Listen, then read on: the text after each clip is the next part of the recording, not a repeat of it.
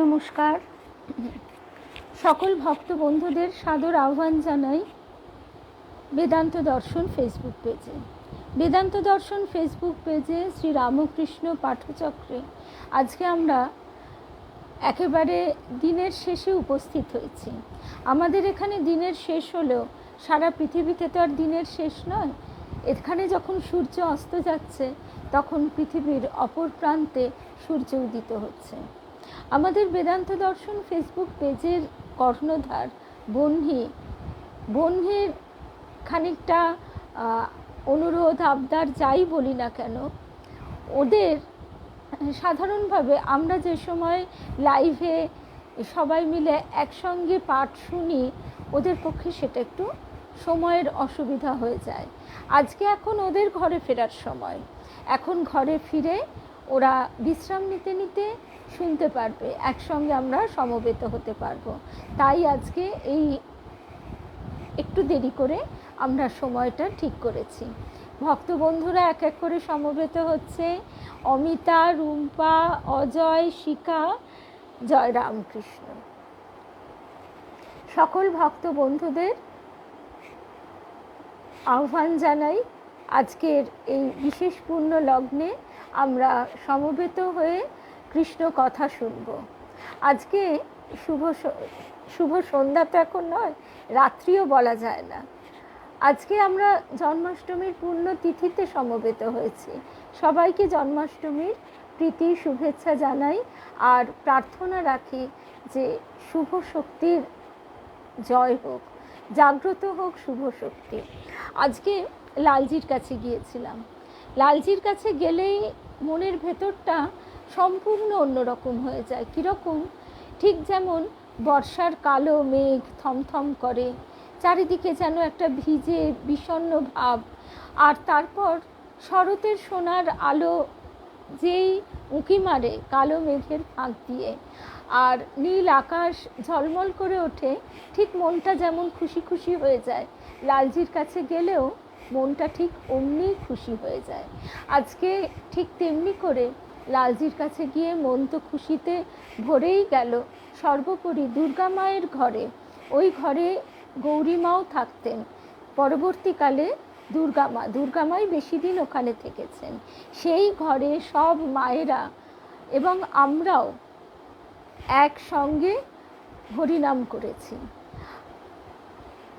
সত্যি কথা বলতে কি, এও আমার গুরু কৃপা। কারণ আমি কোনো দিন সেইভাবে হরে রাম হরে কৃষ্ণ কৃষ্ণ কৃষ্ণ হরে হরে, হরে রাম রাম রাম হরে হরে, এই কথাটা আমরা হয়তো মনে মনে উচ্চারণ করেছি, বারবার উচ্চারণ করেছি, কিন্তু এইভাবে সমবেতভাবে সবাই মিলে 5 মিনিট অন্তর সুরের চলন বদলে একসঙ্গে হরিনাম সংকীর্তন যাকে বলে, সেটি আমার জীবনে এই প্রথম অভিজ্ঞতা। এবং সেখানে স্বয়ং দুর্গা মা, গৌরী মা বসে আছেন জগন্নাথ মহাপ্রভু, বসে আছেন গোপাল, আর আমাদের ঠাকুর তো বটেই, শ্রী শ্রী মা তো বটেই। আজকে আরও একটা কথা শুনলাম, মহারাজজির নামটা সেই মা জানেন না। মা বলছেন যে শ্রী শ্রী মা স্বয়ং গৌরী মাকে বলেছিলেন যে আমি চলে গেলে আমার ভস্য পুত অস্থি এনে এখানে রাখবে, এই আশ্রমে রাখবে। কিন্তু ঠাকুরের ক্ষেত্রে কি অদ্ভুত যোগাযোগ! ঠাকুর যখন প্রকট লীলা শেষ করলেন, সেই সময় কিন্তু গৌরী মা এখানে ছিলেন না। সেই সময় গৌরী মা বৃন্দাবনে চলে গিয়েছিলেন, তাই তিনি শেষ সময়ে উপস্থিত একদম রিমা। তাই গৌরী মা ঠাকুরের পুত অস্থি সেইভাবে কখনোই তার কাছে এসে পৌঁছনোর কথাই হয়নি। কিন্তু গৌরী মা যখন বৃন্দাবনে রয়েছেন, সেই সময় শ্রী শ্রী মা, আমরা জানি শ্রী শ্রী মা তীর্থ ভ্রমণের জন্য বৃন্দাবনে গেলেন এবং সেখানে গৌরী মায়ের সঙ্গে সাক্ষাৎ হলো। আর সেই সময়ে আরও একটা ঘটনা বিশেষ প্রণিধানযোগ্য, সেটি হচ্ছে মা তো আমাদের সধবার বেশ খুলে ফেলতে চেয়েছিলেন, কিন্তু ঠাকুর তাকে তিনবার দর্শন দিয়ে নিষেধ করেছিলেন এবং শেষবার মাকে বলেছিলেন যে এর শাস্ত্রে যে ব্যাখ্যা আছে, যে বিশ্লেষণ আছে, তা গৌরদাসী জানে, ওর কাছে জেনে নিও। তা যাই হোক, বৃন্দাবন ধামে গিয়ে যখন গৌরী মায়ের সঙ্গে মায়ের সাক্ষাৎ হলো, তখন দুজনের গলা জড়িয়ে ভীষণ কেঁদেছিলেন। তারপরে যখন তারা ফিরে আসেন, গৌরীমা কিন্তু তাদের সঙ্গে ফেরেননি। তার কিছুদিন পরে যখন ফিরলেন, তখন হঠাৎ স্বামী শিবানন্দ মহারাজ তিনি এসে গৌরীমাকে একটা কাপড়ের পুঁটুলিতে একটা জিনিস নিয়ে এসে বলছেন যে তোমার জন্য একটা জিনিস আছে, তুমি নেবে? তখন গৌরীমা অবাক হয়ে বলছেন, কি জিনিস দাদা? কারণ এরা সবাই সতীর্থ, গুরু ভাই বোন। তখন স্বামী শিবানন্দজি মহারাজ বলেছিলেন যে ঠাকুরের পূতাস্থি। এইভাবে আমাদের শারদেশ্বরী আশ্রমে ঠাকুর মায়ের পূতাস্থি রক্ষিত আছে। আজকে একজন মা সেই কথাও বলছিলেন। তো যাই হোক, আজকে আমরা তারপর সেখান থেকে গিয়েছিলাম আমাদের ভক্তবন্ধু পিয়ালির বাড়িতে। পিয়ালির বাড়িতেও আমরা খুব আনন্দ করেছি। আর এখন আমরা আমাদের যে মূল প্রসঙ্গ, জন্মাষ্টমীর প্রসঙ্গে চলে আসি। গীতায় স্বয়ং শ্রীকৃষ্ণ বলছেন, यदा यदा हि धर्मस्य ग्लानिर्भवति भारत अभ्युत्थानं धर्मस्य तदात्मानं सृजाम्यहम् परित्राणाय साधूनां विनाशाय च दुष्कृतं धर्म संस्थापनार्थाय সম্ভবামি যুগে যুগে। অর্থাৎ যখনই ধর্মের পতন হয়, অধর্ম ঘিরে ধরে চারিদিক, তখনই সাধুদের পরিত্রাণের জন্য ও দুষ্টদের বিনাশ করতে এবং ধর্ম স্থাপন করতে বারে বারে ঈশ্বরের আবির্ভাব হয়। গীতা আমাদের অন্যায়ের বিরুদ্ধে দাঁড়াবার প্রেরণা দেয়। যুগে যুগে দুষ্টের দমন ও শিষ্টের পালনের জন্য ভগবান পৃথিবীতে অবতীর্ণ হন, একথা তিনি স্বয়ং বলেছেন। আজকে শুভ জন্মাষ্টমী। কৃষ্ণ যখন কংসের কারাগারে জন্মগ্রহণ করলেন, তখনকার কথাটা যদি আমরা একটু চিন্তা করে দেখবার চেষ্টা করি, তাহলেও আমরা বুঝতে পারবো যে রাজার ঘরে জন্ম নেওয়া বসুদেব এবং দেবকীকে কি দুঃসহ কষ্টের মধ্যে কারাগারে লৌহ শৃঙ্খল পরিয়ে কংস বন্দি করে রেখেছিল এবং সেখানে তাদের এক এক করে যতগুলি সন্তান হয়েছে সেই প্রত্যেকটি সন্তানকে আছড়ে মেরে ফেলেছে। তারপরেও যখন কৃষ্ণের জন্ম হলো, সেই সময় কি হলো আমরা একদম স্বামী গীতানন্দজি মহারাজের ভাগবত কথা থেকেই একটুখানি শুনি। বসুদেব এবং দেবকী দুজনেই ভগবানের প্রতি ঐশ্বর্য মিশ্রিত বাৎসল্য ভাবে বিমোহিত হয়ে গেলেন। তারা কখনো পার্থিব জাগতিক পিতামাতার মতো কংস ভয়ে ভীত হচ্ছেন, তার কাছে প্রার্থনা করছেন, আবার কখনো বাৎসল্যভাবে পুত্রের মঙ্গলের জন্য ব্যস্ত হচ্ছেন। বিপরীতমুখী ঐশ্বর্য ও বাৎসল্যভাবে টানাপোড়েনে তারা একেবারে বিহ্বল হয়ে পড়লেন। সেই অবস্থা দেখে কৃষ্ণ বলছেন যে আমি যে কেবল এই জন্মেই তোমাদের সন্তান হয়ে এসেছি এমন নয়, পূর্বেও আমি তোমাদের সন্তান রূপে জন্ম পরিগ্রহ করেছি। তোমাদের সেই সব পুরনো কথা মনে নেই, তাই বলছি সেই পুরাকালে তোমরা আমাকে পুত্ররূপে পাওয়ার জন্য আহার নিদ্রা ত্যাগ করে বহু সহস্র বছর ধরে অতি কঠোর তপস্যা করেছিলে। তোমাদের সেই কঠোর তপস্যায় তুষ্ট হয়ে আমি যখন এই চতুর্ভুজ রূপে তোমাদের সামনে এসে বর দিতে চেয়েছিলাম, তখন তোমরা আমার মতো পুত্র কামনা করেছিলে। আমার মতো তো কেউ হতে পারে না, আমি তো তুলনাবিহীন। এদিকে তোমরা চেয়ে বসেছ। সকল ভক্ত বন্ধুদের জন্মাষ্টমীর প্রীতি ও শুভেচ্ছা জানাই। শুভরাত্রি তো এখন বলা যাবে না, এখন আমরা বিদায় নিচ্ছি না, আমরা সবাই সমবেত হচ্ছি। তাই আজকে আমরা সকলে প্রীতি ও শুভেচ্ছা জানাই। আমার মতো তো কেউ হতে পারে না, আমি তো তুলনাবিহীন। এদিকে তোমরা চেয়ে বসেছ আমার মতো পুত্র, তাই তোমাদের সুখী করবার জন্য আমি নিজেই 3 বার তোমাদের পুত্ররূপে এসেছি। তোমাদের পুত্ররূপে এই হচ্ছে আমার শেষ জন্ম। এর আগে আরও 2 বার তোমাদের পুত্র হয়ে জন্মেছি। এই বলে ভগবান তখন সেই কারাগারে বসুদেব ও দেবকীর সামনে দ্বিভুজ মূর্তি মানব শিশুর রূপ ধারণ করলেন। প্রীতির যেন শ্রাবণ, মহুয়া, অনিতা, মহুয়া আজকে সকাল থেকেই দেখেনি, তাই জানতই না।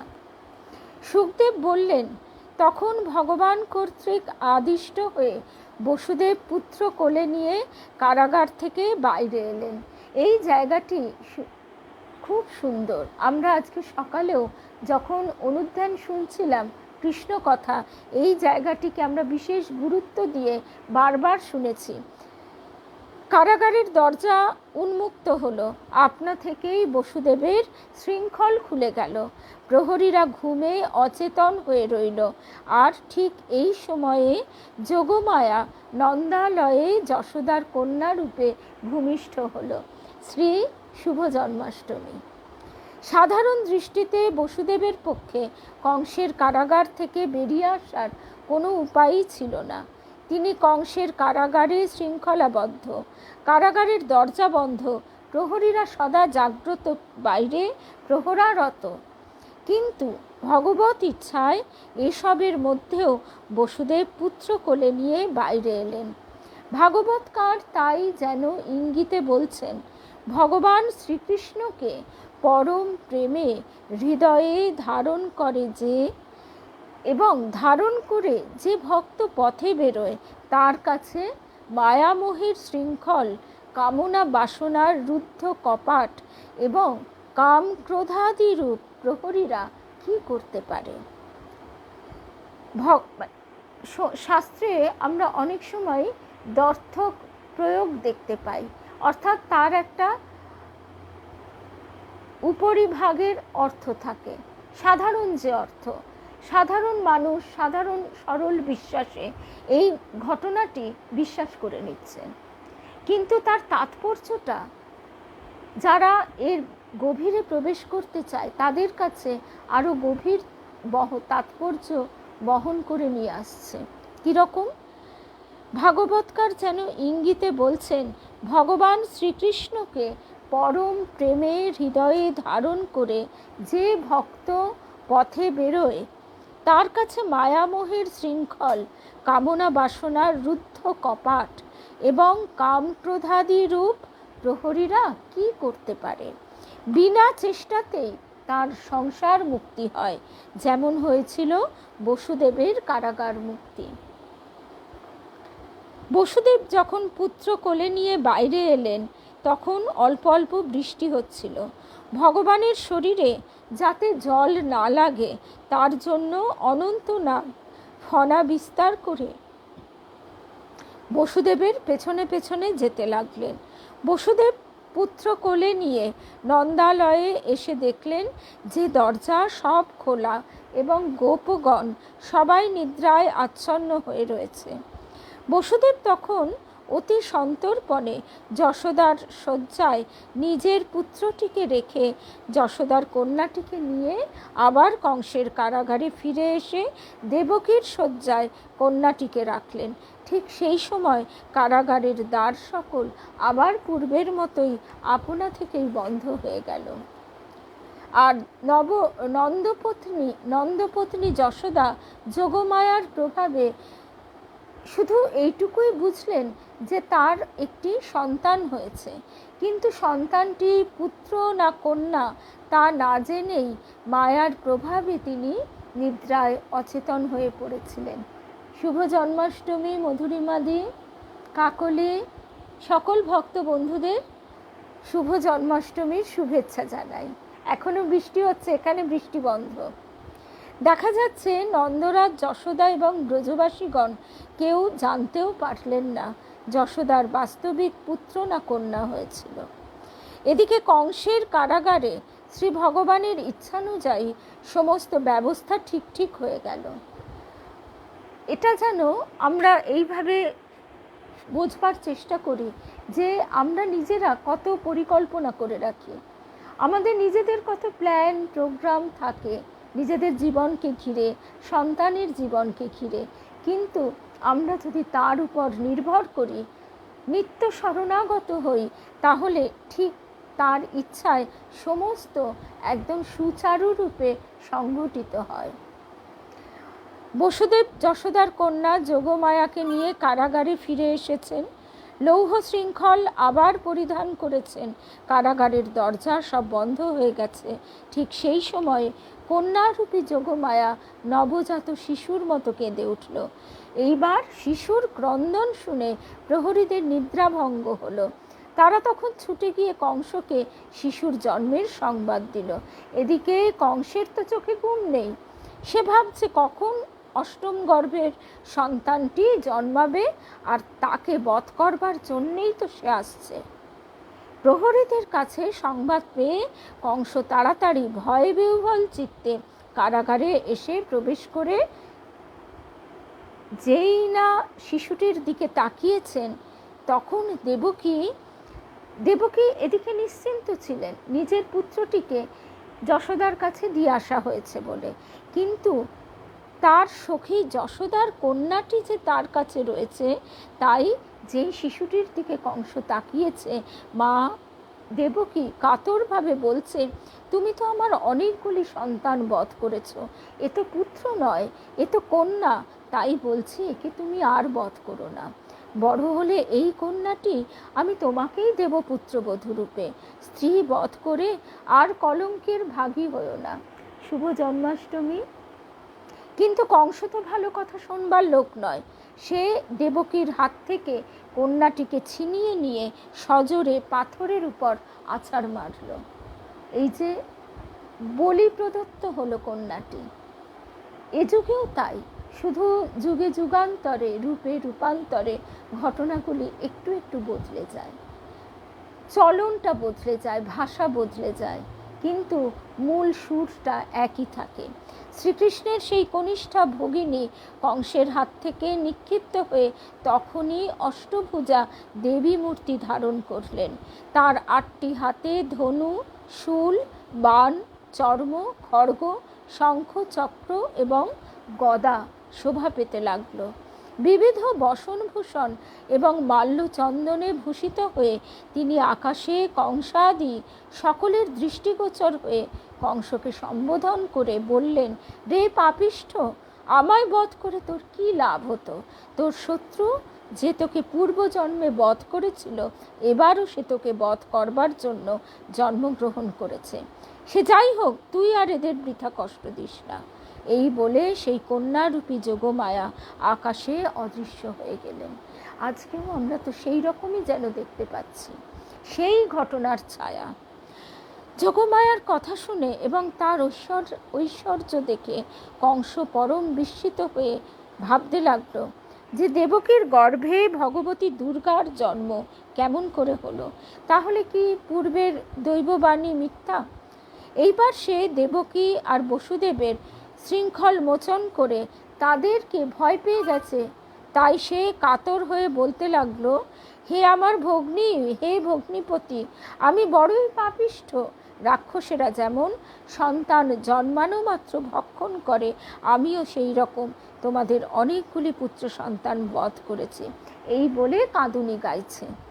এইবার সে এমনভাবে কাঁদুনি গাইতে গাইতে বলছে, দেবতারাও দোষী, তারা মিথ্যা কথা বলেছে, কেননা দৈববাণীর উপর নির্ভর করেই না আমি এই অন্যায় কার্য করেছিলাম। আমি দেখছি এখন দেবতারাও মিথ্যা কথা বলে। হায়, দৈববাণীর উপর নির্ভর করে এই জঘন্য কার্য আমি করেছি। কংস এইভাবে দেবকী আর বসুদেবের কাছে নানা কথা ইনিয়ে বিনিয়ে বলতে লাগলো, কর্মফলের কথা তুলল। কর্মফলের সঙ্গে সঙ্গে বলল যে দেহ আত্মা পৃথক, সুতরাং দেহটিকে মারা হলেও আত্মার তো বিনাশ নেই, তাই আমার কোনো পাপই হয়নি। আর যদি বলো যে আমরা তো অজ্ঞান দৃষ্টিতে রয়েছি, অজ্ঞান দৃষ্টিতে তাদের বধ করেছি, তাহলেও তোমরা আর বৃথা শোক করো না। এইভাবে অদ্ভুত অদ্ভুত শাস্ত্র থেকে তার মিথ্যা মানে বিভ্রান্তিকর ব্যাখ্যা সে করতে লাগলো। কারণ বলছে কংস, যে জীব কর্মফলের অধীন তারা অনিচ্ছা সত্ত্বেও নিজ নিজ কর্মফল ভোগ করে থাকে, তাই সেই কর্মফলে আজকে তোমরা এই দুর্ভোগ ভোগ করছো এবং তোমাদের সন্তানেরাও তাই ভোগ করছে। আমি কি করব? এইভাবে শয়তান শাস্ত্রের দোহাই দিয়ে নিজের দোষ কাটাতে লাগলো। এইসব কথা শুনে দেবকী তার ওই, যেহেতু কংস তার ভাই, সেই জন্য তার মন একটু দুর্বল হয়ে গেল। সে তাকে মানে দেবকী কংসকে ক্ষমা করে দিল, তার প্রতি ক্রোধ ত্যাগ করল এবং সে কংসের কথা খানিকটা বিশ্বাস করে শোকও ত্যাগ করল। এইবার বসুদেব কিন্তু সব বুঝতে পেরেছেন। বসুদেব হাসতে হাসতে বললে, হে মহারাজ, তুমি যা বললে তা ঠিকই। দেহে আত্মবুদ্ধি করা অজ্ঞানেরই কাজ। দেহকেই আত্মা বলে মনে করে মানুষ। এ আমার আপন, এ আমার পর, এই রকম ভুল সিদ্ধান্ত করে। বসুদেব কংসকে এবার মহাভাগ বলে সম্বোধন করে প্রকাশ্যে তার প্রশংসা করলেন। বলছেন, তোমার দেখছি শাস্ত্রজ্ঞানও রয়েছে, কিন্তু এই মহাভাগ কথাটির মধ্যে একটা টুইস্ট আছে।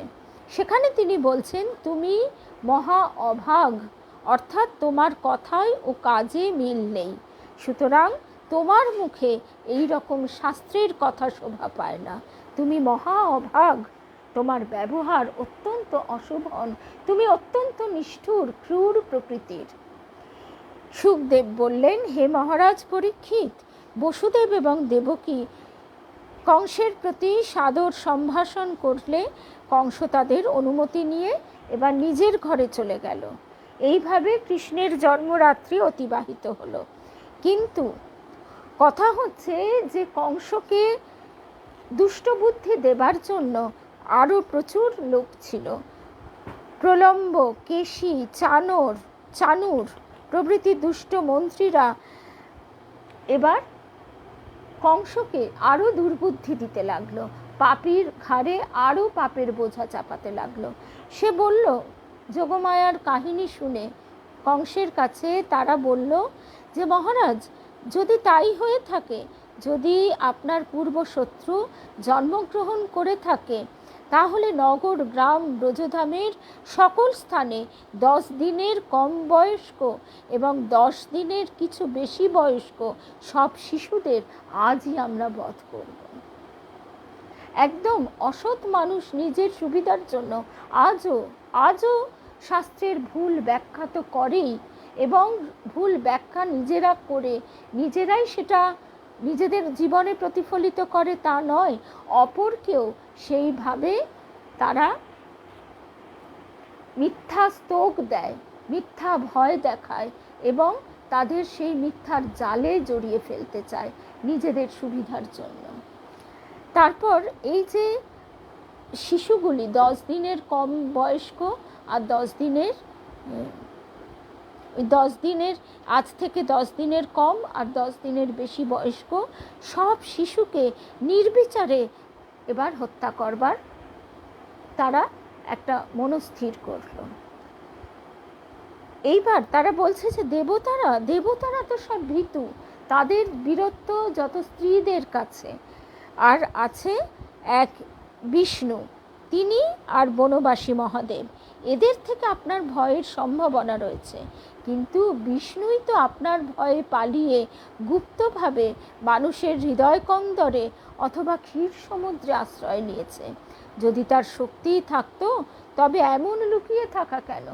এইভাবে প্ররোচিত করছে কংসকে। আর শিব, সে তো বনে বনেই থাকে, তাকে আবার ভয় করতে হবে নাকি? আর ইচ্ছা তবে যদি বলেন ইন্দ্র তো রয়েছে, সে তো মহাশক্তিধর, বৃত্রাসুরকে বধ করেছিল, কিন্তু জানেন তো, দধিচির কাছে বজ্রের জন্য প্রার্থনা করতে হয়েছিল। আর হীনবীর্য ইন্দ্রের কাছ থেকে আমাদের কোনো ভয়ই নেই। ব্রহ্মা সে কি করবে? সে তো সামান্য তপস্বী মাত্র। যদি বলেন সে তপবলে বলীয়ান, আমাদের অভিশাপ দিয়ে ধ্বংস করতে পারে। কিন্তু প্রভু সেরকম কোনো আশঙ্কা করবেন না, কারণ তার নিজেরও ভয় আছে। অভিশাপ দিলে তার তপবল ক্ষয় হয়ে যাবে। অতএব তপস্বী ব্রহ্মার কাছ থেকেও আমাদের কোনো ভয় নেই। তবে নির্বিচারে শিশু হত্যায় বাধা কোথায়? আজকেও আমরা ঠিক এমনই ঘটনা অন্য রূপে দেখছি। নির্বিচারে পাপ কাজ করে যাচ্ছে মানুষ, একটা পাপের সঙ্গে আরেকটা পাপ জড়িয়ে পাপের একটা বিস্তৃত জাল বিছিয়ে যাচ্ছে সমাজে। তো এইবার আমরা প্রথমে যে কথা দিয়ে শুরু করেছিলাম, যে এইভাবে যখনই ধর্মের গ্লানি উপস্থিত হয় তিনি কথা দিয়েছেন তিনি আবির্ভূত হন। আমরা জানি ঠাকুরের আবির্ভাব কাল থেকে সত্য যুগ শুরু হয়ে গেছে, কিন্তু সত্য যুগ শুরু হওয়া মানে এই নয় যে আমরা সত্য যুগের মাঝখানে বসে আছি। কলি যুগের শেষ ভাগে ঠাকুর বলছেন, ঠাকুরকে স্বামী অখণ্ডানন্দজি মহারাজ দেখেছিলেন গদা হাতে, কাঁধে গদা নিয়ে। তিনি বলছেন স্বামী অখণ্ডানন্দজি মহারাজ যে কাঁধে এরকম গদা কেন, এরকম রূপ কেন আপনার? তখন ঠাকুর বলছেন যে এবার এরকম, আমি গদাধর, যা ভাঙবার তা ভেঙে চুরে সব ঠিক করে নেব, নতুন করে গঠন হবে। তো এই নতুন করে গঠনের মধ্যে আজকে আমাদের প্রার্থনা যেন আমরা আমাদের হৃদয়টাকে অহংকারে কঠিন করে না ফেলি। আমরা যদি অহংকার দ্বারা নিজেদের কঠিন করে ফেলি তাহলে তাকে ভেঙে চুরে তবে তাতে ওই তার কৃপা বাড়ি বর্ষণ করতে হবে। ঠাকুর কিন্তু স্বয়ং কথা দিয়েছেন, তিনি শ্রী মুখে বলেছেন আমি জল ঢালছি তুই কাদা চটকা গৌরী মাকে। অর্থাৎ সেখানেও গৌরী মাকে তিনি বলছেন এই টাউনে বসে কাজ করতে হবে। অর্থাৎ তার কাজ কোথা থেকে কিভাবে হবে আমরা জানি না। গৌরীমা বলেছিলেন হিমালয়ে নিয়ে গিয়ে তিনি মানুষ গড়ে এনে দেবেন কটা মেয়ে দিলে, কিন্তু ঠাকুর বললেন না, এবারে এরকমই শহরে বসে কাজ করতে হবে। তাই আমরা যেন এই দিকটুকু অন্তত লক্ষ্য রাখি যে আমাদের ভিতরটা অহংকারে কঠিন না হয়ে যায়। ঠাকুর কথামৃতে বলছেন যে সিদ্ধ হলে আলু পটল নরম হয়ে যায়, ঠিক সেই রকম আমরা যদি জ্ঞানাগ্নিতে সিদ্ধ হই এবং প্রেমের রসে যদি আমরা ডুবে যাই তাহলে আমাদের হৃদয়টি একদম অন্যরকম হয়ে যায়। তখন তিনি তাকে ছাঁচে ফেলতে তার সুবিধা হয়, গঠন করতে সুবিধা হয়, তখন ভাঙাচোরার কাজটা থাকে না, আঘাতটা থাকে না। তাই আমাদের নিরন্তর প্রার্থনা যে আমাদের তোমার শ্রীচরণের উপযুক্ত করে নাও। এবারে আজকে আমরা কিন্তু এই কঠিন কঠিন কথা আজকে সকালেও শুনেছি, আজকে এখন আমরা কিছু মধুর কথা শুনব। কারণ অবতার পুরুষের এই রামলালা একটা ছোট্ট ওই গানটির মধ্যে দিয়ে একেবারে আমাদের চোখে মনে প্রাণে জল জল করছেন ঠুমকি চালাতে রামচন্দ্র। কিন্তু সাধারণভাবে আমরা অবতারের যে শিশুরূপ সেটি গোপাল রূপেই সবচেয়ে বেশি ভালোবাসি এবং খুব সহজও ভালোবাসি। কারণ প্রকৃতিগতভাবে শিশুর প্রতি ভালোবাসাটা আমাদের উৎসারিত হয়, সতোৎসারিত হয়। আর মেয়েদের তো বিশেষ করে হয়, এটা প্রকৃতিগতভাবে, ব্যতিক্রম তো অবশ্যই আছে। আর তারপরে আরও একটা কথা, ঠাকুর স্বয়ং বলছেন এবার গোপাল মন্ত্রে আর মাতৃমন্ত্রে তাড়াতাড়ি সিদ্ধি লাভ। যে কারণে আমরা দেখছি পুতনা যে বিষ মাখানো স্তন্য পান করাতে গিয়েছিল তাকেও তিনি কৃপা করে ধাত্রীগতি প্রাপ্ত করিয়েছেন। আমরা এতদিন শুনতাম পুতনা বধ, কিন্তু না, এখন আমরা বুঝতে পারছি পুতনা মোক্ষ লীলা, অর্থাৎ তিনি তাকে মোক্ষ লাভ করিয়ে দিলেন।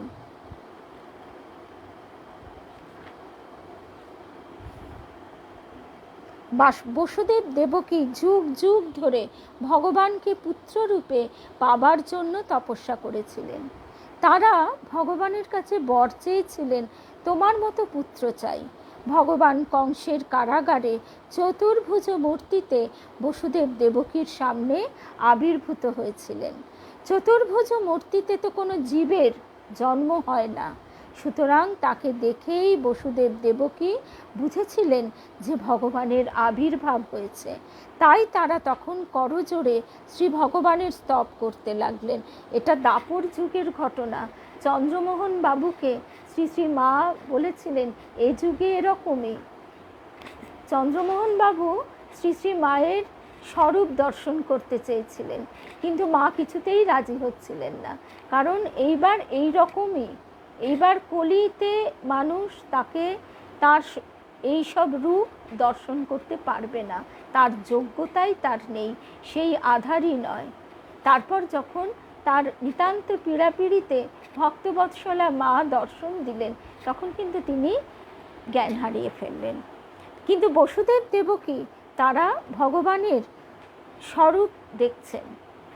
বসুদেব দেবকীর ভগবানে ঐশ্বর্য মিশ্রিত বাৎসল্য ভাব ছিল, অপরদিকে নন্দ ও যশোদার শুদ্ধ বাৎসল্য ভাব। তারা ভগবানকে প্রাকৃত শিশুরূপে লালন পালন করতেই কেবল চেয়েছিলেন এবং প্রতি মুহূর্তে তারা ভগবানকে সেইভাবে হৃদয়ে অনুভব করতেন। বাৎসল্য প্রেমময় ভক্তের হৃদয়ে প্রকাশিত হওয়াকেই ভগবানের আত্মজ হওয়া বলে। না হলে ভগবান যিনি জন্ম মৃত্যুর অধীন নন, তাহলে তার জন্ম কিসের? আমরা যে তার জন্ম হলো বলছি, তার অর্থটা কি দাঁড়ায়? এখানে স্বামী গীতানন্দজি মহারাজ অপূর্ব বিশ্লেষণ করে আমাদের বুঝিয়ে দিচ্ছেন, ভগবানকে প্রাকৃত শিশুরূপে শুদ্ধ বাৎসল্য ভাব নিয়ে নন্দ ও যশোদা পালন করতে চেয়েছিলেন এবং প্রতি মুহূর্তে তারা ভগবানকে সেইভাবেই হৃদয়ে অনুভব করতেন। বাৎসল্য প্রেমময় ভক্তের হৃদয়ে প্রকাশিত হওয়াকেই ভগবানের আত্মজ হওয়া বলে এবং লোকচক্ষুর সম্মুখে আবির্ভূত হওয়াকেই ভগবানের জন্ম হওয়া বলে। এই তো শাস্ত্রের সিদ্ধান্ত। জীবের মতো আত্মজ হওয়া কিংবা জন্মগ্রহণ করা ভগবানের জন্য নয়, কারণ তিনি অজ, নিত্য, সচ্চিদানন্দ স্বরূপ। চতুর্ভুজ মূর্তিতে আবির্ভূত হয়ে আবার প্রাকৃত শিশুরূপ ধারণ করেছিলেন। আমরা ঠাকুরের কথা যদি একটু স্মরণ করি, আমাদের মনে পড়ে যায় মা চন্দ্রমণি যেরকম সব মায়েরাই বাচ্চাকে ঘরে শুইয়ে রেখে গৃহকর্ম সেরে আসে, সারতে সারতে আবার মাঝে মাঝে উঁকি মেরে দেখে যায় বাচ্চা ঠিকমতো ঘুমোচ্ছে কিনা বা কিছু অসুবিধা হলো কিনা, সেই রকম মা চন্দ্রমণিও দেখতে এসেছেন। দেখতে এসে দেখছেন ঘরের ভিতর দিব্য কান্তি উজ্জ্বল এক বিরাট পুরুষ শুয়ে আছেন। দেখে তিনি মা চন্দ্রমণি দেবী তিনি কিন্তু ভয় পেয়ে গেলেন, ভাবলেন এ কি, ঘরে কে ঢুকলো? দেখতে দেখতে আবার দেখছেন ছোট্ট গদাইকে। ঠিক যেমনটি মাটি খেয়েছিলেন বলে কৃষ্ণ, মা যশোদা প্রচণ্ড রেগে গিয়ে গালে একটা চড় মারবার জন্য কানটা তো ধরে মুখটা হাঁ করে মাটিটা বার করতে গিয়ে দেখেন মুখের ভিতরে কোটি কোটি বিশ্ব ব্রহ্মাণ্ড উঠিছে পড়িছে, উঠিছে ডুবিছে করিছে রঙ্গ, নবীন নবীন রূপধরি। তা ঠিক সেই রকম নন্দ যশোদার হচ্ছে শুদ্ধ বাৎসল্য ভাব। তাই ভগবান মাধুর্যময় দ্বিভুজ শিশুরূপেই তাদের সামনে আবির্ভূত হয়েছিলেন। আর তখন তারা কৃষ্ণের স্তব করেননি, বরং পুত্র বলে কোলে তুলে নিয়ে তাকে স্তন্য পান করিয়েছিলেন। তার কল্যাণের জন্য জাত কর্মাদির অনুষ্ঠান করেছেন। সুতরাং বোঝাই যাচ্ছে যে নন্দ যশোদার মনে এই ধারণা একেবারেই ছিল না যে স্বয়ং ভগবান তাদের পুত্ররূপে এসেছেন। তাদের ধারণা নারায়ণের অসীম কৃপায় তারা এই পুত্রটি পেয়েছেন। তাই তাদের মনে ঐশ্বর্য ভাবের লেশ মাত্রও ছিল না, ছিল কেবল শুদ্ধ বাৎসল্য ভাব।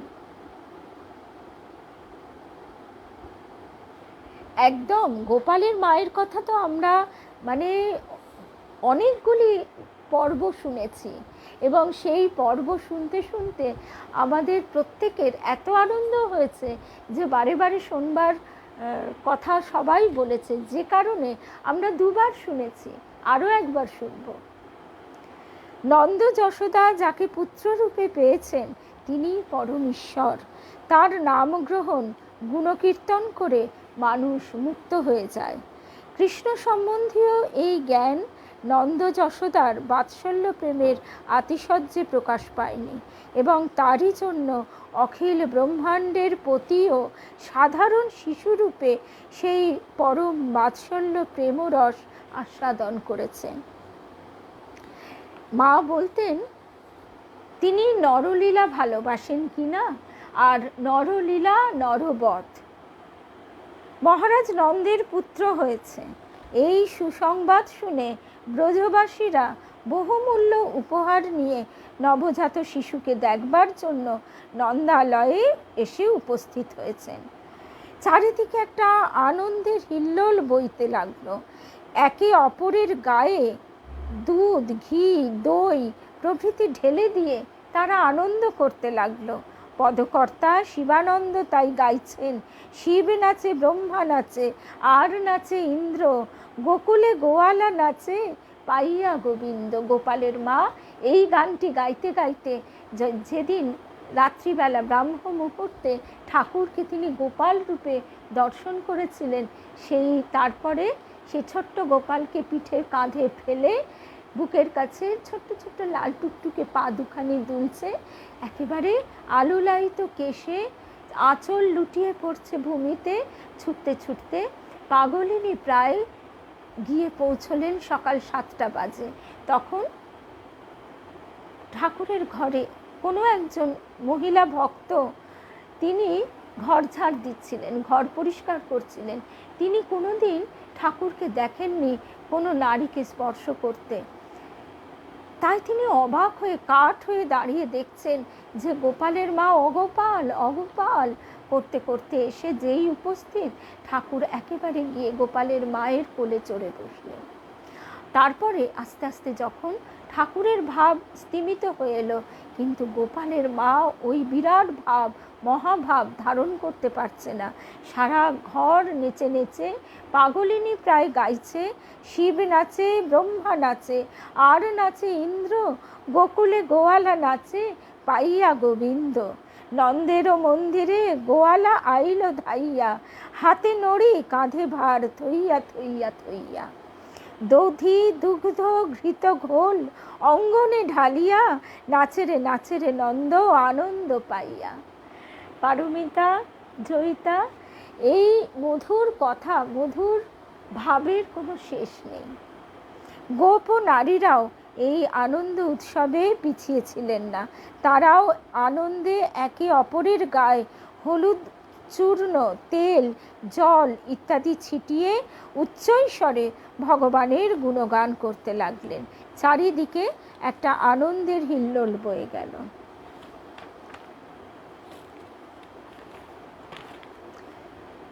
ঠাকুর বলছেন, ভগবানের সাথে কোনো রকমে একবার সম্বন্ধ হলে সেই সম্বন্ধ আর ছাড়ানো যায় না।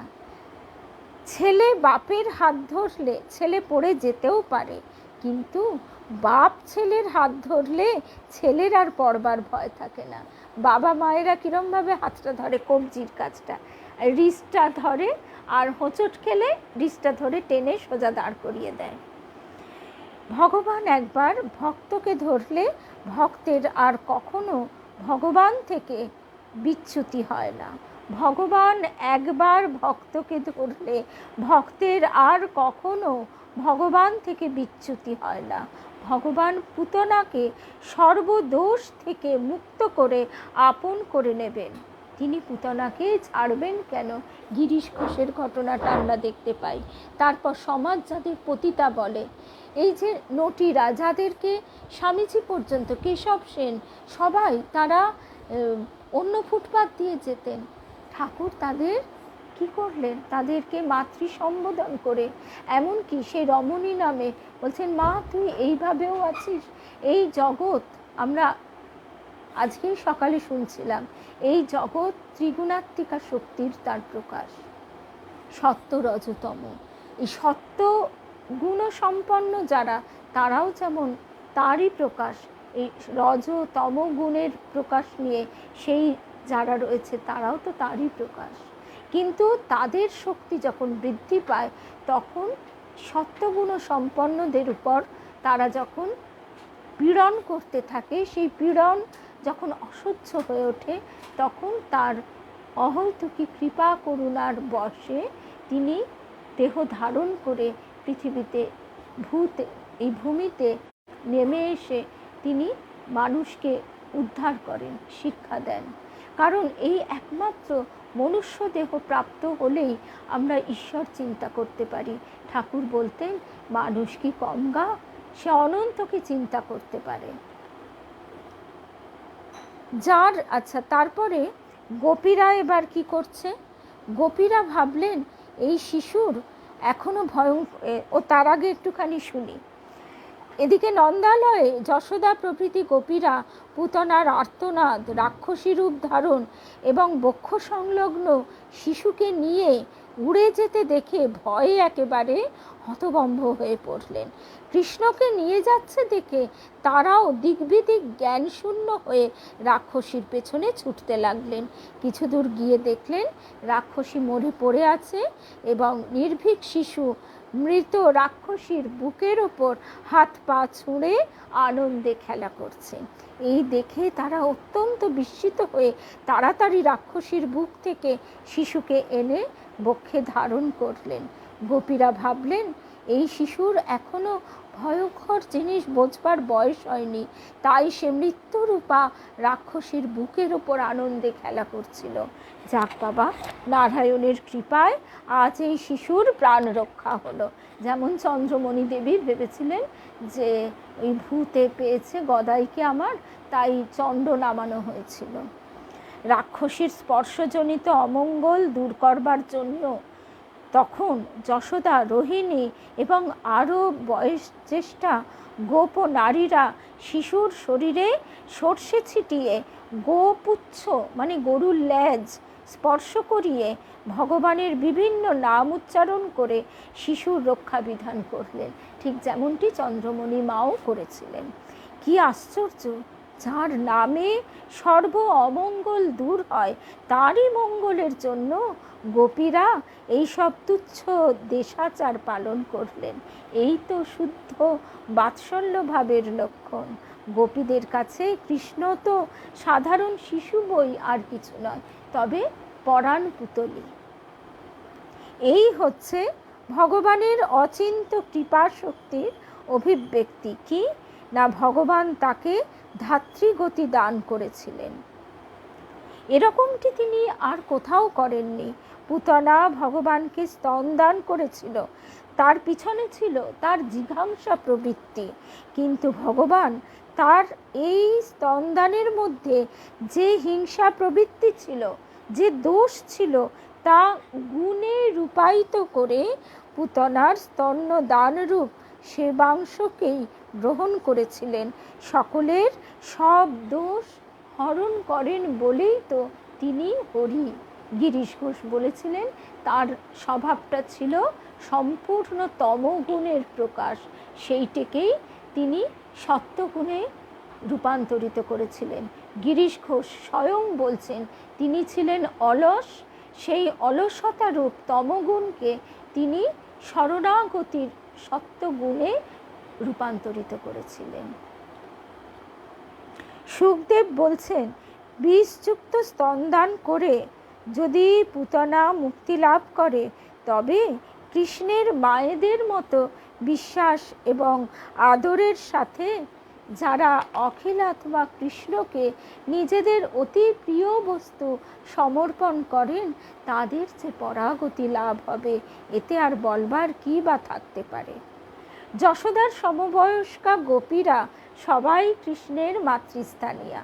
তারা সবাই কৃষ্ণকে নিজের প্রাণের চেয়েও বেশি ভালোবাসেন। তাদের আত্মসুখ বলতে কিছু নেই, কৃষ্ণের সুখেই তাদের আনন্দ। এই রকম প্রেমময় ভক্তেরা যখন আদরের সাথে কোনো জিনিস ভগবানে সমর্পণ করেন, তখন ভগবান প্রতিদানের বিষয় ভেবে চিন্তিত হয়ে পড়েন। কি অপূর্ব কথা! প্রেমময় ভক্তেরা যখন আদরের সাথে কোনো জিনিস ভগবানে সমর্পণ করেন, তখন ভগবান প্রতিদানের বিষয়ে ভেবে চিন্তিত হয়ে পড়েন। আমরা এক কণা দিলে তিনি তা 1000 গুণে ফিরিয়ে দেন। অর্থাৎ সেই ভক্তকে প্রতিদান দেবার মতো জিনিস ভগবানের ভাণ্ডারেও বেশি নেই। তারপর আর একটুখানি আমরা শুনি, কারণ এই কৃষ্ণ কথার যে মাধুর্য, এই মাধুর্যের কোনো তুলনা হয় না। ব্রজ রমণীরা যশোদাকে বলছেন, হে যশোদে, তোমার পুত্রের কীর্তি কথা বলছি শোনো। আমরা যখন গৃহকার্যে খুব ব্যস্ত থাকি, তখন সে আমাদের অঙ্গনে প্রবেশ করে, আর গোদহনের সময় না হলেও বাছুরদের ছেড়ে দেয়। তোমার এই পুত্রটি কিন্তু বড়ই চঞ্চল হয়েছে এবং আমাদের বাড়ি গিয়ে মহা উপদ্রব করতে আরম্ভ করেছে। এই অল্প বয়সেই সে চুরি বিদ্যায় এত প্রবীণ হয়েছে যে আমরা ধারণাও করতে পারি না। তার চুরি করার কৌশলই বা কত! সে ক্ষীর ননি চুরি করবার জন্যে আমাদের বাড়িতে ঢোকে, আর আমরা কে কোথায় আছি সব এক নজরে দেখে নেয়। যদি দেখে আমরা ঘরেই রয়েছি, তাহলে কি করে জানো? তখন সে নিঃশব্দে গোশালায় গিয়ে বাছুরদের গলার দড়ি খুলে দেয়। বাছুরেরা তখন বাইরে এসে এদিক ওদিক ছুটোছুটি করে, আর আমরা তখন বাধ্য হয়ে বাছুরদের বাঁধবার জন্যে বাইরে আসি, আর এই সুযোগে সে ঘরে ঢুকে ক্ষীর ননি যা থাকে সব চুরি করে নিয়ে যায়। যশোদা তখন বলছেন, দেখো আমার কৃষ্ণ তোমাদের ঘরে গিয়ে উৎপাত করে, তা তোমরা তাও তাকে বাপু একটু শাসন করলেই পারো, তাহলেই সে আর ওই রকম করবে না। তখন গোপীরা হেসে বলছে, বাবা তাকে শাসন করব কি গো, সে কি আমাদের ভয় করে? আমরা একটু তর্জন গর্জন করলে সে দূর থেকে দাঁড়িয়ে হাসে, আর তার ওই চাঁদ মুখের হাসি দেখে আমরা আনন্দে আত্মহারা হয়ে যাই, আর কিছু তাকে বলতে পারি না। যশোদা তখন বলছে, দেখো আমার কৃষ্ণ ঘুরে ঘুরে ক্লান্ত ও ক্ষুধিত হয়ে তোমাদের ঘরে যায়, তখন যদি তোমরা তাকে একটু খেতে দাও, তাহলে তো আর সে চুরি করবে না। খিদে কাতর হয়েই না সে তোমাদের জিনিস না বলে খায়। সুতরাং তোমাদের ঘরে গেলেই বাপু তোমরা তাকে একটু খেতে দিও, তাহলেই তার না বলে খাবার অভ্যেস চলে যাবে, আর সে তো ছেলে মানুষ, কতটুকুই বা খায়। গোপীরা বললেন, যশোদা তুমি তো জানো কৃষ্ণ আমাদের প্রাণের চেয়েও প্রিয়, তাকে খাওয়াবার জন্যে আমাদের কত সাধ, ক্ষীর ননি হাতে করে তাকে খাওয়াবার কত সাদাসাদি করি, কিন্তু সে কিছুতেই খেতে চায় না। বলে, তোমাদের ক্ষীর ননি ও ভালো নয়, আমার মার ক্ষীর ননি খুব ভালো, মা আমাকে পেট ভরে খাইয়ে দিয়েছে, বিশ্বাস না করো পেটে হাত দিয়ে দেখো না। তখন আমরা আর কি করি, মনের দুঃখে ক্ষীর ননি সব আবার জায়গার জিনিস জায়গায় রেখে দিই। কিন্তু তোমার ছেলের স্বভাবই হলো এই যে আদর করে দিলে সে খাবে না, কিন্তু চুরি করে বেশ খায়। তার চুরি করার কৌশলই বা কত! তোমার ছেলে কি করে জানো তুমি? আগে দুধ দই প্রভৃতি চুরি করে নিজে খাবে, আবার বানরদের ভাগ করে খাওয়ায়। তারা যদি না খায় তবে দই দুধের ভাঁড়গুলি সব ভেঙে ফেলে, আর যদি ঘরে খাবার খুঁজে না পায় তবে রাগ করে শিশুদের কাঁদিয়ে পালিয়ে যায়। ব্রজরমণীরা বলছেন, কৃষ্ণ যদি পেট ভরে ক্ষীর ননি খায় তবে তো আমরা খুশি হই, সে যদি তার বন্ধুদেরও খাওয়ায় তাতেও আমাদের আপত্তি নেই, কিন্তু বলো দেখি সে প্রথমেই বানরদের খাওয়াবে, বানরেরা যেন তার কত পরিচিত, তারাও তাকে দেখে আনন্দে সব অধীর হয়ে নাচতে নাচতে চলে আসে। বানরদের পেট ভরে খাওয়াবার পর তারা যখন আর খেতে চায় না, তখন তোমার গুণধর পুত্র রেগে গিয়ে দধিভাণ্ড ভেঙে ফেলে আর বলে, তোদের জন্যে চুরি করলাম আর তোরা খাবি না? তোমার পুত্রের কথা শুনে আর মুখভঙ্গি দেখে বানরেরা তো এক দৃষ্টে তার মুখের দিকে চেয়ে থাকে। তখন আবার যশোদা ছেলের হয়ে বলছে, তোমরা যদি ক্ষীর ননি একটা ঘরে লুকিয়ে রাখো, তবে তো আর সে চুরি করতে পারে না, বানরদেরও খাওয়াতে পারে না। তা তোমরাই বা ওই সব জিনিস বাচ্চার নাগালের ভেতর প্রকাশ্য স্থানে রেখে দাও কেন? এইভাবেই তো তোমরা আমার ছেলেকে চুরি করবার উৎসাহ দিচ্ছ।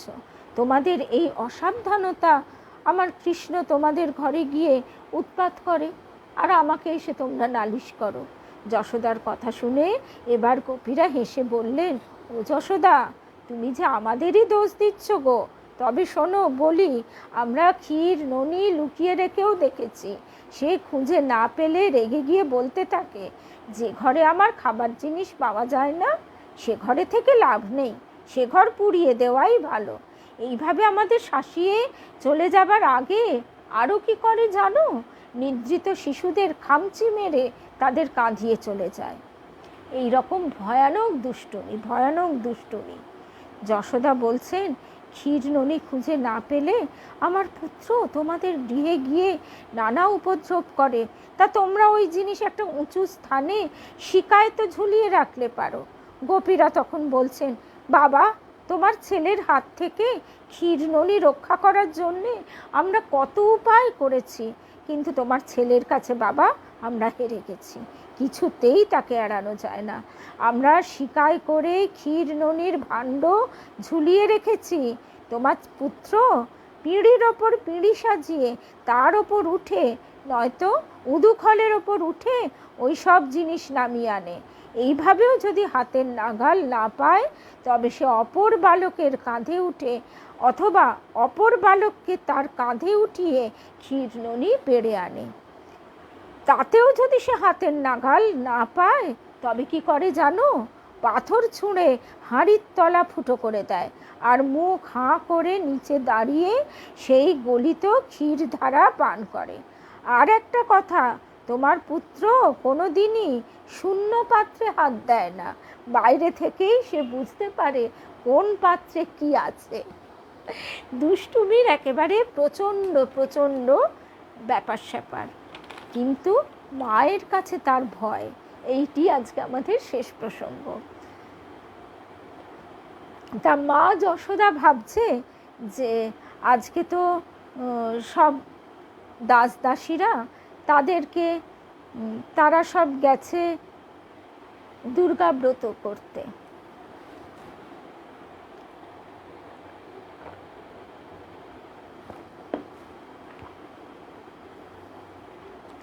দুর্গা ব্রত পালন করবার জন্য তারা গেছে, সেই জন্য আজকে মা যশোদা নিজেই ক্ষীর ননি এইসব তৈরি করবে। এদিকে দুধের পাত্র উনুনে বসিয়ে দিয়ে মা তাকে স্তন্যপান করাচ্ছেন। এদিকে হঠাৎ দুধ উথলে যাচ্ছে দেখে হঠাৎ করেই কোল থেকে নামিয়ে দিয়েছে মা তাড়াতাড়ি করে দুধটা সামলাতে গেছে, কারণ যখন স্তন্যপান করাচ্ছে তখন মায়েরও আনন্দ, শিশুরও আনন্দ। কিন্তু হলে কি হবে, মা কিন্তু নিজের আনন্দটা দেখলো না, এমনকি এক্ষেত্রে শিশুর আনন্দটাও দেখলো না, কারণ তার মন পড়ে আছে কিসে শিশুর মঙ্গল হবে। কারণ সে ওই দুধটা দিয়ে ক্ষীর তৈরি করবে, সেই ক্ষীর খেয়ে কৃষ্ণের শরীর হৃষ্টপুষ্ট হবে। ঠিক যেরকম কাশীপুর উদ্যানবাটিতেও একই ঘটনা। ঠাকুর যখন সকল গৃহী ভক্তদের নিয়ে আনন্দ করছেন, তোমাদের চৈতন্য হোক বলে আশীর্বাদ করছেন, এবং যার যতটা আধার তাকে সেইভাবে সেই স্থান থেকে আরও অনেক উঁচুতে ঈশ্বরীয় আনন্দে পরিপূর্ণ করে দিচ্ছেন, তখন কিন্তু গৃহী ভক্তরা কেউ ডেকেছিল সেই ছোট ছেলেদের, যারা ঠাকুরের রাত্রি দিন এক করে সেবা করছে, তারা কিন্তু তখন কেউ আসেনি। তারা ভাবলো, আহা, ঠাকুর এখন নিশ্চয়ই একটু ভালো বোধ করছেন, ভক্তদের সঙ্গে আনন্দ করছেন, এই ফাঁকে আমরা ঘরটা একটু খোলামেলা করে দিই, একটু পরিষ্কার করে রাখি। অর্থাৎ এখানেও সেই একই ব্যাপার, একই রকম, যে তারা নিজেদের আনন্দটাকে কোনো গুরুত্বই দিচ্ছেন না। যশোদা চুলো থেকে দুধ নামিয়ে এসে দেখলেন কৃষ্ণ রেগে গিয়ে দধির ভাঁড় ভেঙে ফেলেছে। সারা ঘর দড়ি ছড়ানো ছিটানো, মাখনের পাত্র শূন্য, কৃষ্ণ নিয়ে পালিয়ে গেছে। ভাগবতকার খুব সুন্দর করে ছবি এঁকেছেন। যেই মা যশোদা তাকে স্তন্যপান করানো থেকে ঝপ করে নামিয়ে দিয়েছে, প্রথমে কৃষ্ণের খুব রাগ হলো। রাগের অধর দংশন করে একটুখানি কেঁদে নিল প্রথমে, তারপর পাথর দিয়ে দইয়ের ভাঁড় ভেঙে সেখান থেকে সদ্য তোলা মাখনটা চুরি করে পালিয়ে গেল। এবার যশোদা এসে তো সেই সব কাণ্ড দেখছে। দেখে যশোদা ভাবলো, যাকগে, ছেলেটা বড্ড দুষ্টু হয়েছে, যাকগে, যা করেছে করেছে, কিন্তু সে গেল কোথায়। এবার যশোদা চারিদিক তাকিয়ে দেখছেন অধোমুখে অবস্থিত উদুখলের ওপর বসে কৃষ্ণ শিকা থেকে নবনীত নিয়ে বানরদের খাওয়াচ্ছে। তার মানে প্রতিবেশিনীরা যা বলে গেছে সেগুলো তো মিথ্যে নয়। আবার চুরি করছে বলে সে ভয়ে ভয়ে এদিক ওদিক দেখছে, পাছে কেউ দেখে ফেলে। যশোদা ভাবলেন, কৃষ্ণ দিন দিন অশান্ত হয়ে উঠছে, একে এখনই একটু শাসন করা দরকার। প্রতিবেশিনীরা আমাকে অনেক দিন ধরেই বলে, আমি ততটা বিশ্বাস করি না। আহা, ভাবতাম তারা হয়তো বাড়িয়ে বলে, পরিহাস করে বলে, কিন্তু তা তো নয়। আজ আমি নিজের চোখেই কৃষ্ণের সব কীর্তি দেখলাম, সুতরাং আজই ওকে একটু শাসন করব, তাহলেই সে শান্ত হয়ে যাবে। হ্যাঁ, উদুখলের ওপর বসে বানরদের মাখন খাওয়াচ্ছে, আর এদিক ওদিক ভয় ভয় দেখছে যে যদি কেউ দেখে ফেলে তার নামে নালিশ করে, নয়তো শাসন করে। এই ভেবে যশোদা একটা লাঠি নিয়ে আস্তে আস্তে কৃষ্ণের পেছনে গিয়ে উপস্থিত হলেন। যশোদাকে আসতে দেখেই বানরগুলো তো সব আগে পালালো। ওদের পালাতে দেখে কৃষ্ণ পেছন ফিরে লাঠি হাতে মাকে আসতে দেখে ভয়ে চম্পট দিলেন। কৃষ্ণ ছুটে পালাচ্ছেন আর মা যশোদা লাঠি হাতে তার পেছনে ধাওয়া করছেন। এই অপরূপ দৃশ্য মানস চক্ষে দেখে সুখদেব বলে উঠলেন, কি আশ্চর্য, কি আশ্চর্য! নির্বিকল্প সমাধিবান যোগীরা চিত্তের একাগ্রতার দ্বারাও যাকে স্পর্শ করতে পারেন না, যশোদা কিনা সেই যোগী শ্রেষ্ঠদেরও অপ্রাপ্য শ্রীকৃষ্ণকে ধরবার জন্য তার পিছনে ছুটছেন। ভগবান পরমাত্মা রূপে সকলের হৃদয়ে আছেন বটে, কিন্তু কেউই তাকে ধরতে পারে না। কিন্তু যশোদার বাৎসল্য প্রেমে গড়া সচ্চিদানন্দ বিগ্রহ শ্রীকৃষ্ণ সদা চঞ্চল, তবুও যশোদার হাত তিনি এড়াতে পারেন না। যোগের সিদ্ধাবস্থায় যোগীরা পরম ব্রহ্মে লীন হয়ে যান, কিন্তু তারাও সচ্চিদানন্দ বিগ্রহ শ্রীকৃষ্ণের হদিশ পান না। যোগীরাও যার সন্ধান পান না, সেই লীলা বিগ্রহধারী কৃষ্ণকে ধরবার জন্য লাঠি হাতে যশোদা তার পেছনে ছুটছেন। এর চেয়ে মজা, এর চেয়ে আশ্চর্য আর কি হতে পারে? বাৎসল্য প্রেমের কি অপার মহিমা! আজকে এই অবধি শুনলাম, 12টাও বেজে গেল। আজকে এই অবধি শুনলাম, কিন্তু এই অনুরণনটুকু আমাদের অন্তরে ধ্বনিত হতে লাগলো, প্রতিধ্বনিত হতে লাগলো। যশোদার লাঠি হাতে ছুটছে আর কৃষ্ণ দৌড়ে পালাচ্ছে, মাঝে মাঝে সভয়ে পেছন ফিরে তাকাচ্ছে, আর কাজল পরা চোখ দুটো কচলে কচলে কেঁদে কেঁদে একসা। এই মধুর ছবিটুকু দেখতে দেখতে সকল ভক্ত বন্ধুদের শুভরাত্রি জানাই। জয় রাম কৃষ্ণ, জয় রাম কৃষ্ণ, জয় রাম কৃষ্ণ।